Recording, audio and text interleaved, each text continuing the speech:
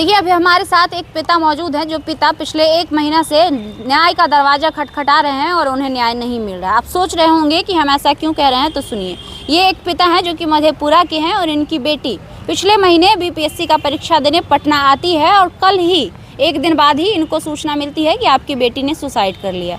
ये आनन फानन में घर से लौटकर आते हैं पटना, तो देखते हैं पोस्टमार्टम के लिए इनकी बच्ची को भेजा जा चुका है पुलिस के द्वारा और कल होकर इन्हें बच्ची का लाश सुपुर्द कर दिया जाता है। उसके बाद इन्हें कुछ बताया नहीं जाता है कि आखिर इनकी बच्ची को हुआ क्या था, कैसे इनकी बच्ची का हत्या हुआ, और ये पूरा मिस्ट्री बनकर रह जाता है और 1 महीना से अब तक ये क्लियर नहीं हो पाया है कि ये एक सुसाइड है या हत्या है।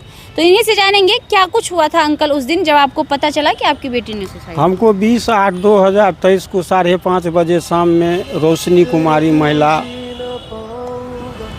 दरोगा के द्वारा मेरे मोबाइल पर कॉल आया कि शशि भूषण यादव आपका नाम है। तो हम बोले जी हमारा नाम है। तो हम पटना से बहादुरपुर थाना से बोल रहे हैं, रिमझिम कुमारी आपकी बचिया है। तो हम बोले हाँ। तो वो जो है पार्वती गर्ल्स हॉस्टल में सुसाइड कर ली है। तो हम बोले वो तो सहरसा में रह के बीपीएससी की तैयारी कर रही थी, तो वो पटना कैसे चली आई। तो आप हर हाल में जो है जितना तेज़ी हो सके आइए। उधर मेरी पत्नी बीमार हो गई, ये सुन के बीमार हो गई। उसके बाद भी हम उसको जो है छोड़ के यहाँ पर आए। यहाँ हम 1:30 बजे 2 बजे रात में आए। 1:30 बजे 2 बजे रात में आए तो भर रात हम थाना के आगे में बैठे रहे। उसके बाद 10 बजे लगभग आई रोशनी कुमारी।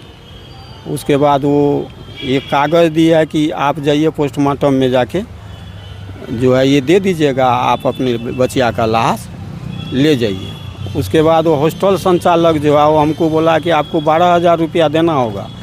आपकी बेटी को हम ले गए एम्बुलेंस से, पोस्टमार्टम कराए, अगर जो होता तो हमने दे दिया। कौन सा हॉस्टल था और कहाँ पे था ये बताइए। बहादुरपुर थाना में है पार्वती गर्ल्स हॉस्टल।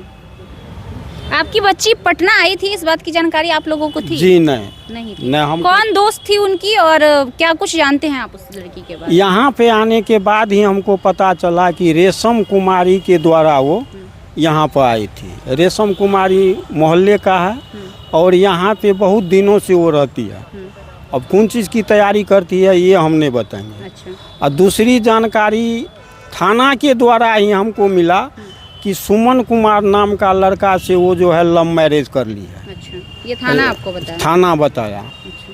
तो उसके बाद जो है थाना के द्वारा हमको उसका कोई सबूत भी नहीं दिया गया।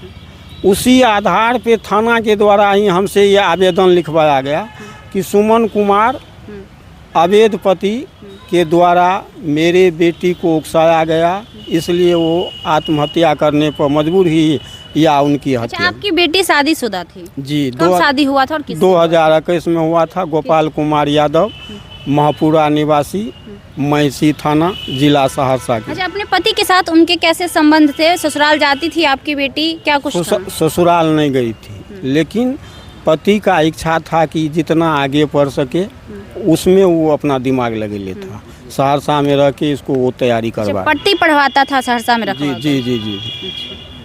तो जिस दिन बच्ची ने आपकी सुसाइड की, क्या आपको फ़ोन की थी, घर में किसी को फ़ोन की थी, कोई बातचीत हुई थी, परेशान लग रही थी, ऐसा कुछ? ऐसा किसी को न ससुराल पक्ष को, न मेरे घर पर, न मेरे पत्नी को, किसी को। अच्छा, 1 महीने से ऊपर हो गया है, थाना के द्वारा अब तक क्या कुछ कार्रवाई किया? कोई कार्रवाई नहीं अभी तक हुई। थाना आज आप शायद गए भी थे, क्या कुछ कहा थाना ने? थाना में बोला कि मोबाइल का CDR हम निकाल रहे हैं, उसके बाद हम एक बिंदु पर जो है दूध का दूध और पानी का पानी। अच्छा, आपको क्या लगता है आखिर आपकी बच्ची के सुसाइड हो या हत्या हो, क्या कारण हो सकता है? ये कारण तो रेशमी जो उसकी सहेली है वही बता पाएगी ना। काहे कि एक सहेली दूसरे सहेली से तो कुछ छुपाती नहीं है। अच्छा, आपकी बेटी कितनी कमजोर दिल की थी कि वो आत्महत्या कर ले? ये तो समस्या है। आपको क्या लगता है आपकी बेटी इतनी कमजोर दिल की थी कि वो आत्महत्या सुसाइड कर ले? हमारी बेटी बीपीएससी की तैयारी कर रही थी, अच्छी छात्रा थी और किसी भी कीमत पर वो आत्महत्या नहीं कर सकती। क्या लगता है आपको क्या हो सकता है? उसकी हत्या हुई है। उसकी हत्या हुई है। चलिए, इस बात को तो हम दावे के साथ नहीं कह सकते हैं, लेकिन स्क्रीन पर आपको एक तस्वीर दिखाएंगे। उस तस्वीर को जरा गौर से देखिए। इस तस्वीर में जो फांसी के फंदे में इनकी बेटी लटकी हुई है, वो फांसी का फंदा खिड़की से लगा हुआ है। सवाल ये उठता है कि क्या खिड़की में भी फांसी लगाया जा सकता है, जहाँ से बिस्तर की ऊंचाई तकरीबन 5 से 7 मीटर की होगी। उतनी दूर पर क्या फांसी लगाना पॉसिबल है? बहुत सारे सवाल इस मिस्ट्री में आ रहे हैं निकल कर सामने, लेकिन जवाब एक भी नहीं मिल रहा। अब डिपेंड करता है कि थाना कितनी सख्ती से इन सारे मुद्दों का जांच करते हुए इस पर कार्रवाई करती है या नहीं करती है। हालांकि फिलहाल आपको बता दें, ये जो व्यक्ति हैं राजद से भी जुड़े हुए हैं, पूरा से राजद के कार्यकर्ता ये हैं हमारे साथ। और इनकी बेटी लगभग 1.5 महीने पहले पटना आती है बीपीएससी का एग्जाम देने, और पता चलता है इनको कि इनकी बच्ची अब नहीं रही। हालांकि इनकी बच्ची अब नहीं रही इस दुनिया में, लेकिन सवाल ये उठता है कि क्या इनकी बच्ची ने सुसाइड किया या वह एक हत्या था। इन सारे विषयों पर हमारी बातचीत आगे जारी रहेगी और कोशिश रहेगी कि पटना प्रशासन से इस बारे में बात कर इस बच्ची को और खासकर इस पिता को जो पिछले 1.5 महीने से भटक रहे हैं उनको इंसाफ मिले, क्योंकि एक पिता ने एक बच्ची खोई है और उसका दर्द क्या हो सकता है ये हर पिता समझ सकते हैं।